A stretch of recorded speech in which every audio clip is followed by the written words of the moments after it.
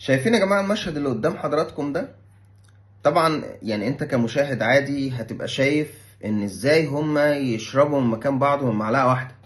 طب ما هو ده كده بينشر الامراض، وكورونا بترحب بيكم، وكورونا بتحبكم، و انا عايز اقولك المشكلة كلها مش بتتمحور في النقطة دي بس، لا، المشكلة الاكبر ان هما بيظنوا ان اللي بيشربوه ده دم المسيح، دمه بجد. هو ده خمرة بالمناسبة، يعني فيها نسبة كحول 5% وبتخفف بالمية. ده عند الأرثوذكس. عند الكاثوليك بتبقى بتوصل من 12 ل 18% كحول. عند الأرثوذكس بيعتقدوا، والكاثوليك كذلك، بيعتقدوا إن ده دم المسيح. المسيح بالنسبة لهم هو الله، فده دم الله. عشان كده عندهم الآباء في الكنيسة بيقولوا إن إحنا بناكل الله وبنشربه. ليه؟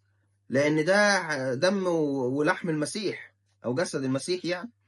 فلما بياكلوا لحم المسيح، والمسيح هو الله، يبقى بياكلوا لحم الله، فبيسموها ايه؟ بناكل الله. دي المشكلة بقى. ايه رأيكم في الكلام ده؟